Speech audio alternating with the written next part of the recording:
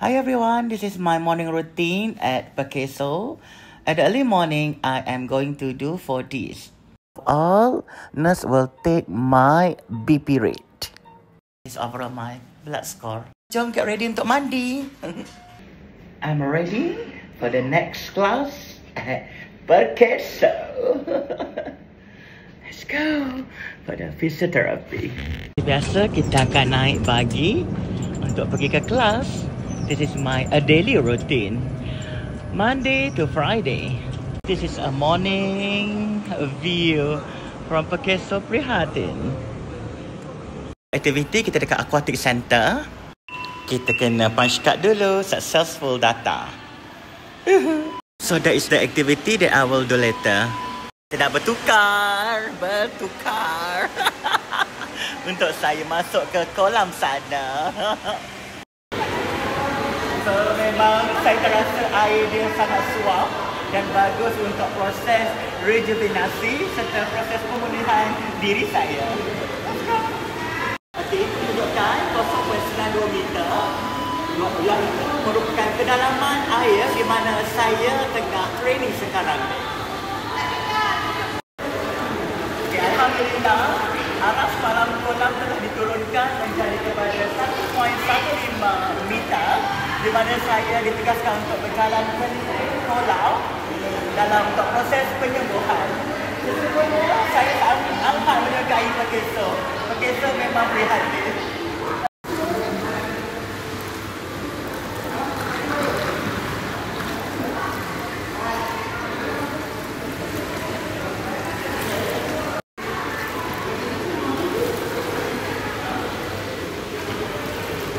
Alhamdulillah, hidroterapi untuk fisioterapi sangat memujakan saya dan saya rasa terlampau segar untuk aktiviti dan harian saya akan datang. Hidroterapi di Pakeso memang terbaik. Alright, this is what I'm going to do. 1, 2, 3, 4. First activity berenang ataupun hydroterapi. Saya membuat aktiviti ini sebanyak 30 kali.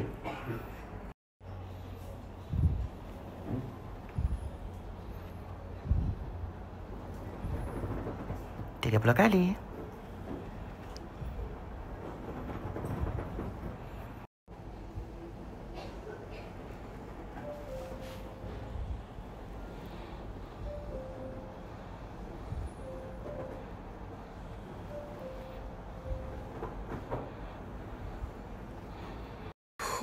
So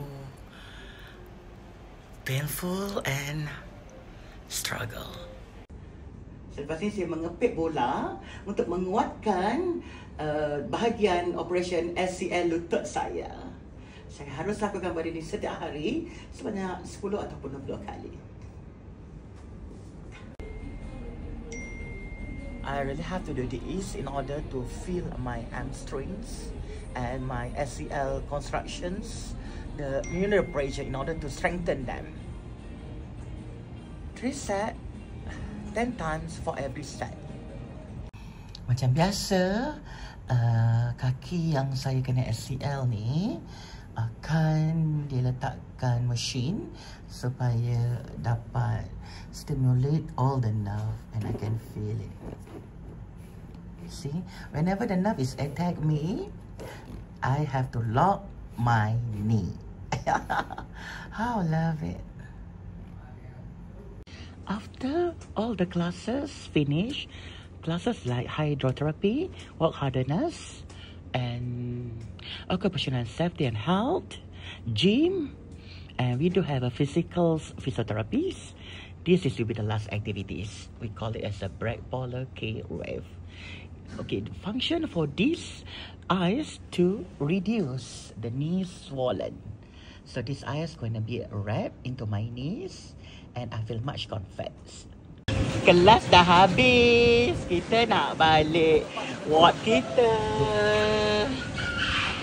Today is batik day. Yeah, I understand.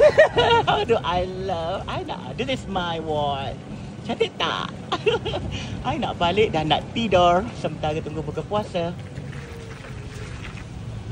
Tada! I rasa macam balik resort balik hotel. Hi everyone, so once I done with my all lovely activities at Pakeso Rehabs, so I take my time with lovely food and to enjoy my cuisine. What do I order is seafood carbonara together with the fettuccine and all the mussels. And since I am a long time never drink Milo, and I love to hear and I love to drink, just to get, you know, the vibes over here with my lovely flowers. Let us try it. How does it looks like? The flavor was so awesome. I just love to stay here with the good facilities and the good assist and with the lovely environment. Have a good day. Bye.